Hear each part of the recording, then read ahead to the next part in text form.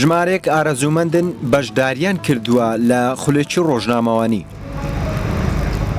دوای 4 ڕۆژ ئامادەبوونیان لە خولەکە بە شێوەیەکی گشتی ڕاهێنراون تاوەکو بە ئاکادیمی ئەگەر لە سەرپەڕی تایبەتی خۆشیان بێت لە تۆڕە کۆمەڵایەتیەکان بتوانن بنەماکانی ڕاگەیاندن پەیڕەو بکەن.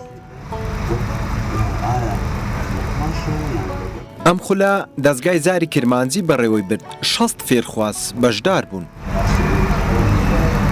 لە ناو خولەکەدا ئەوەندەی کە ئیشمان لەسەر بنەماکانی کاری ڕاگەیاندن و ئیتیک و ئەتەکێتی کاری ڕۆژنامەوانی ئەخلاقی ڕۆژنامەوانی پیشەی ڕۆژنامەوانی کرد و ئەوەی کە ڕێک ڕاگەاندن کارێک دەبێ بەر لەوەی کە شتێک بابەتێک بڵاو کاتەوە برد لە چی بکاتەوە و ڕەهەندەکانی پشت ئەو بابەتی دەوێت بڵاوی بکاتەوە لە هەموو لایەکەوە لێکدانەوەی بۆ بکاتن هەمومان بۆشیکردنەوە. فێرخوازان تەنها خولەکان بە پێویست نازانن بۆ ئەوی ببن بە ڕۆژنامەنووس، بەڵکو بەردەوامی و حەزی خۆیان بە فاکتەرێکی سەرەکی دەزانن تاوەکو ببن بە ڕۆژنامەنووسێکی سەرکەوتوو.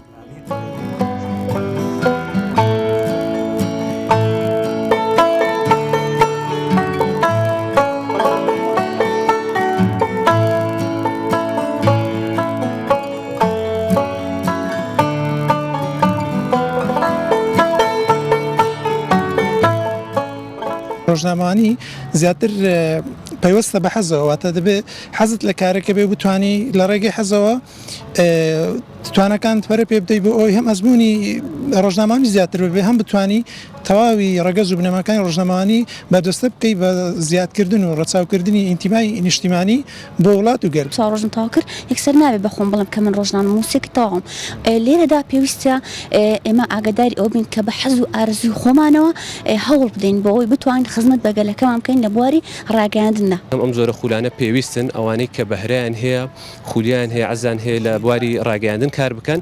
ئەم خولانە دەرفەتێکە بۆ ئەوی لایەنی زانستی و ئەکادمیەکەش بزان و بۆی لە بواری ڕاگەاندنە کار بکەن. کە ئەم خولەم تێدا بەشداری کرد تێگەیشتم کە بەڕاستی ڕاگەاندن ئەرکێکی زۆر قورسە ڕۆژنامەوان بوون یاخود کەساتێکی ڕۆژنامەوان ئەرکێکی ئەرک و بەرپرسیارێکی زۆر قورسی لەسەر شانە ئەتەکێتی ڕۆژنامەوانی ئەتەکێتی ڕاگەاندن هەمویان بریتی بوون لە بابەتانێک کە لە ماوەی ئەو 4 ڕۆژە زۆر بە جوانی و بە تێر و تەسەلی باس کران. ساڵانە ڕێژێکی زۆری ئارەزوومەندی ڕاگەیاندن بڕوانامە بەدەستدێن چ لە زانکۆ یان خولی ڕۆژنامەوانی، بەڵام وەک پێویست نەتواندراوە لە ڕێگەی ڕاگەیاندن نیشتیمان بەرەو کەنارێکی ئارام ببردرێت و بنەماکانی وەکو خۆی پەیڕەو بکرێت کە پەیڕەوکردنی ئەخلاق و خۆشەویستی نیشتیمانە.